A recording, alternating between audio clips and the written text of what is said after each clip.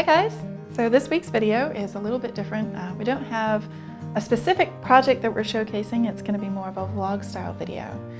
So just to give you an idea of what my life is like as a professional woodturner.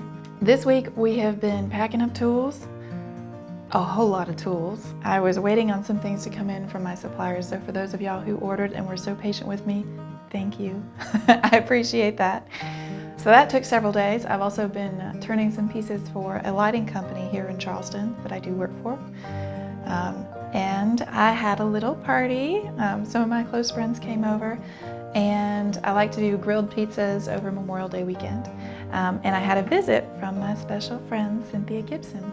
So I would like to introduce y'all to her and talk about some of her work. These are her girls. So we'll learn a little bit about her process. And how she does things, and how we've gotten to know each other over the years through the woodturning community.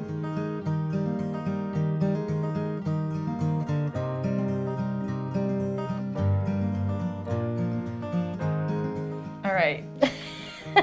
So I'm here with my dear friend Cynthia Gibson, and Cynthia is a pyrographer.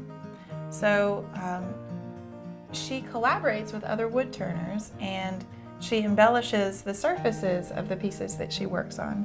So Cynthia, could you tell us a little bit more about what pyrography is and a little bit about your work and how you got into it? Well, pyrography is wood burning. So there really wasn't anyone out there teaching how to do it. I played with a machine and I loved it, and so I really taught myself. I wanted to do something different that I hadn't seen anyone do before. Mm-hmm. So over time and lots of practice, I think I've created a style, and it's very different, and it kind of just happened. Mm-hmm. It was.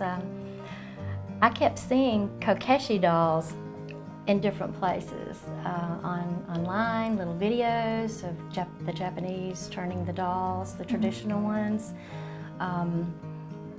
They just kept coming into my life, and I was up at the collaboration in Philadelphia, mm-hmm. Echo Lake, and decided to make one.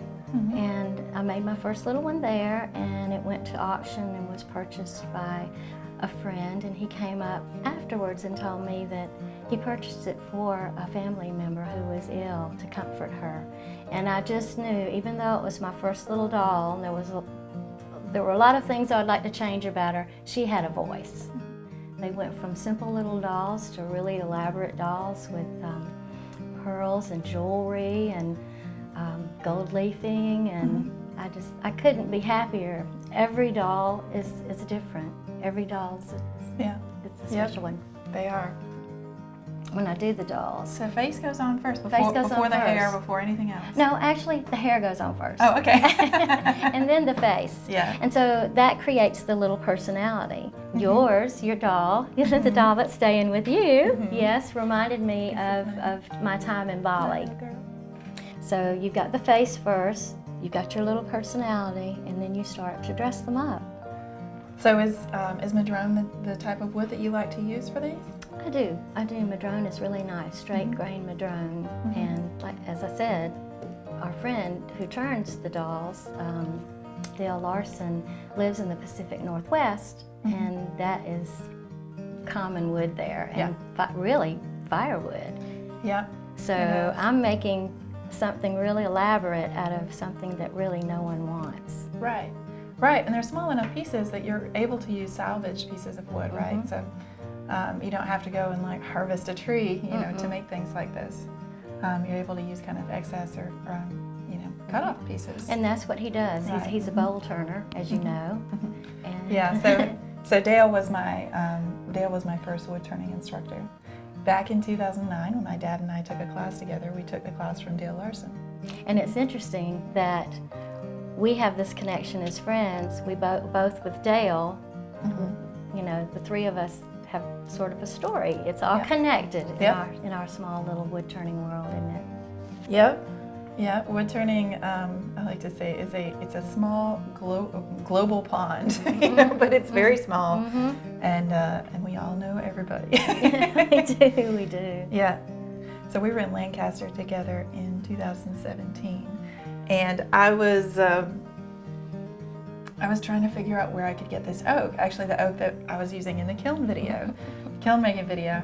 And made this connection in upstate New York, actually through Stuart Batty, through my mentor. He put me in touch with a guy who put me in touch with another guy, and I had this lumber specially milled up.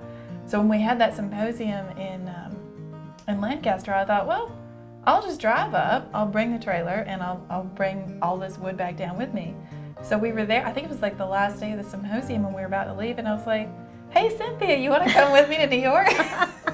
I'm like, I'm not so sure. And you said, oh, just. I was like, why not? Yeah, let's have fun. Let's do it. Let's make it a road trip. It was an adventure. Yeah, it really was. We get around. And we went and got the wood, tons and tons of wood. Yeah. Oh my gosh. That was a lot. I cannot believe that you pulled that car with all that wood. And then we needed to reposition it that next morning. Do you remember? We had to rearrange it all in the parking lot. And it was cold. It was really cold. It was cold. And I have no idea how to do that. And you had to tell me how to pick up the wood and place it here and lift with your knees. Yeah. I think I pinched my fingers a couple of times. So we've had a lot of adventures. That's one tame one. Right. Yeah. We won't talk about it. No, we won't talk about those. Cynthia she's my art mom. Well, within our wood turning world, we have a family, and there are a few of us that are really close with one another. We talk regularly. We see each other regularly, and we understand things about this business that other people wouldn't quite understand. So, yes. It's not a normal job. No. So I'm thankful for Ashley. I don't have a daughter. I have 2 sons, so it's really wonderful to have her in my life. But I came because it's Ashley's birthday week. Yeah, I like to do every...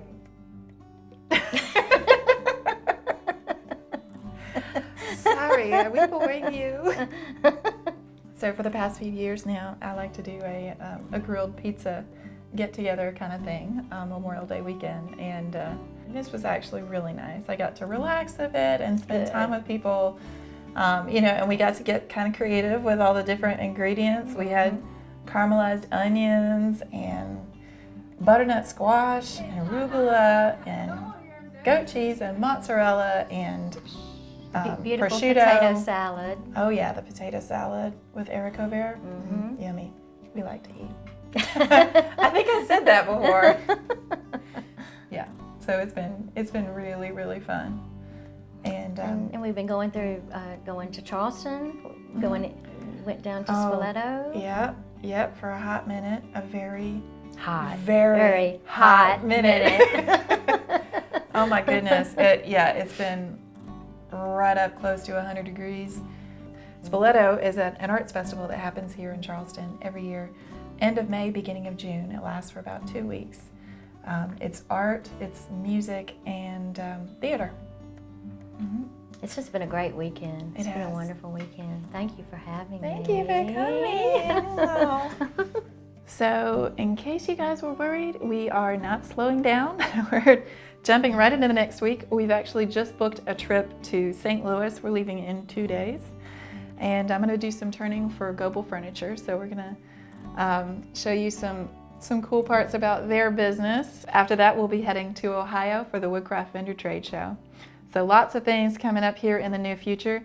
And I did want to say thank you so much for all the support that we've got on YouTube. We just hit 10,000 subscribers today, woohoo! So thank you so much. I couldn't be happier. I'm so glad that you guys are supportive of what we're doing here. So thank you.